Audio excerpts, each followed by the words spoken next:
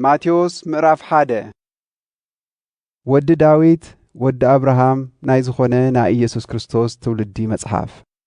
አብርሃም ንይስሐቅ ወለደ፣ ይስሐቅ ንያዕቆብ ወለደ፣ ያዕቆብ ንይሁዳን ንኣሕዋቱን ወለደ፣ ይሁዳ ኸዓ ካብ ትዕማር ንፋሬስን ንዛራን ወለደ፣ ፋሬስ ንኤስሮም ወለደ፣ ኤስሮም ንኣራም ወለደ፣ ኣራም ንኣሚናዳብ ወለደ፣ ኣሚናዳብ ንነአሶን ወለደ፣ ነአሶን ንሰልሞን ወለደ፣ ሰልሞን ካብ ረአብ ንቦኤዝ ወለደ፣ ቦኤዝ ካብ ሩት ንኢዮቤድ ወለደ፣ ኢዮቤድ ንእሴይ ወለደ፣ እሴይ ንንጉስ ዳዊት ወለደ፣ ንጉስ ዳዊት ካብ ሰበይቲ ኦርዮ ንሰለሞን ወለደ፣ ሰለሞን ንሮብዓም ወለደ፣ ሮብዓም ንአብያ ወለደ፣ አብያ ንአሳፍ ወለደ፣ አሳፍ ንኢዮሳፍጥ ወለደ፣ ኢዮሳፍጥ ንኢዮራም ወለደ፣ ኢዮራም ንኦዝያ ወለደ፣ ኦዝያ ንኢዮአታም ወለደ፣ ኢዮአታም ንአካዝ ወለደ፣ አካዝ ንሕዝቅያስ ወለደ፣ ሕዝቅያስ ንምናሴ ወለደ፣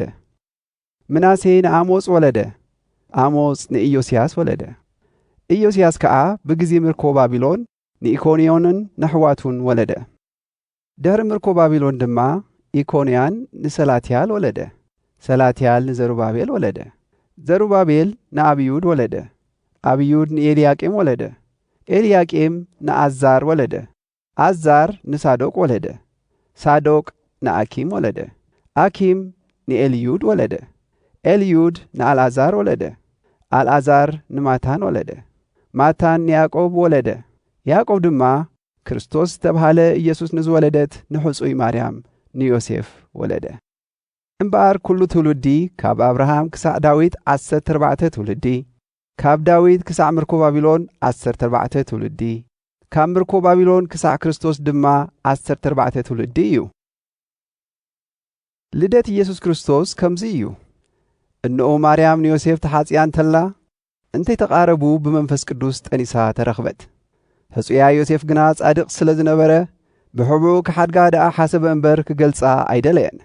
እዙይ እናሓሰበ እንተሎ እንሆ መልአኽ እግዚኣብሔር ብሕልሚ ተርአዮ፣ ከምዚ ድማ በሎ፣ ዮሴፍ ወዲ ዳዊት እቲ ካብኣ ዝውለድ ብመንፈስ ቅዱስ ስለ ዝኾነ ንሕፂትኻ ማርያም ምውሳድ ኣይትፍራሕ።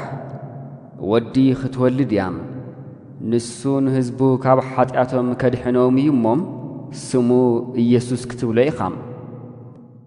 እዚ ኩሉ ዝኾነ ድማ እቲ እግዚኣብሔር ብነቢይ እንሆ ድንግል ክትጠንስ ወዲ እውን ክትወልድ እያ፣ ስሙ ከዓ አማኑኤል ክብልዎ እዮም። ትርጉሙ ድማ እግዚአብሔር ምሳና ማለት እዩ ኢሉ ዝተዛረቦ ምእንቲ ክፍጸም እዩ። ዮሴፍ ካብ ድቃሱ ተሲኡ ከምቲ መልአኽ እግዚኣብሔር ዝኣዘዞ ገበረ። ንሕፂቱ ማርያም ድማ ወሰዳ፣ በኽሮ ወዳ ክሳዕ ትወልድ ኣይፈለጣን። ኢየሱስ ኢሉ ድማ ሰመዮ።